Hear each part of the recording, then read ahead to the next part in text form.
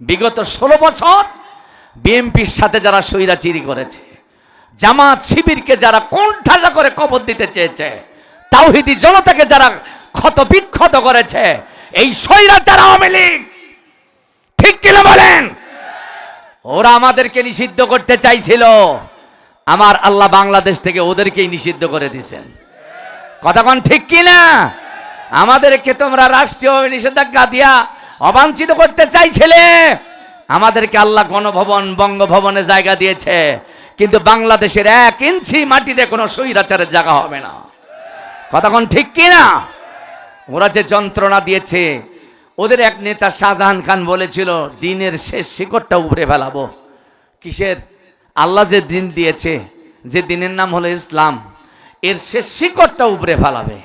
অথচ এই গাধা জানে না আল্লাহর দেওয়া দিন হচ্ছে একটা পবিত্র বৃক্ষ, যার শিকড়গুলো 7 জমিনকে পরিব্যাপ্ত করে রেখেছে, যার শাখা প্রশাখাগুলোকে 7 আসমান পরিব্যাপ্ত করে রেখেছে।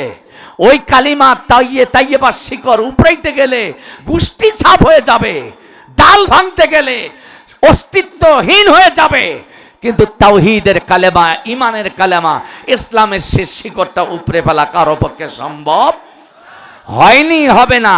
কথা কোন ঠিক কিনা? সুতরাং দ্বীনের বিরুদ্ধে কথা বলতে গিয়া হিসাব নিকাশ করে বলা দরকার। কথা কোন ঠিক না বেঠিক? এমনই একটি দিন আল্লাহ দিয়েছেন, আলহামদুলিল্লাহ বলেন।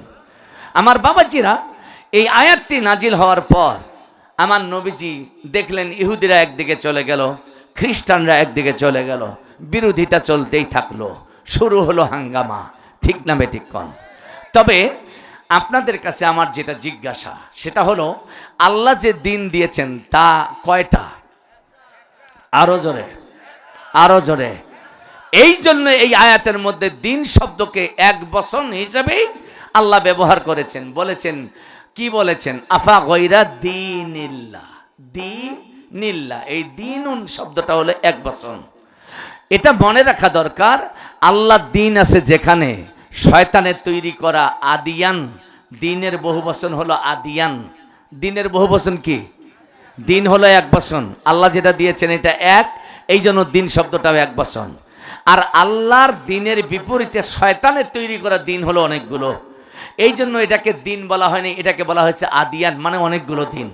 আল্লাহর দিন আছে যেখানে, শয়তানের তৈরি করা দিনও আছে সেইখানে। কথা কোন ঠিক কিনা? শয়তানের দিনের সাথে আল্লাহর দিনের কখনো আপোষ রপা হয় নাই।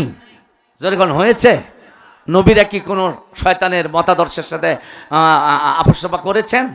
আপনারা কি করতে পারেন? আমরা কি করতে পারি? পারি না। নবীরা করেনি, আল্লাহ করতে দেয়নি, আমরাও করতে পারি না।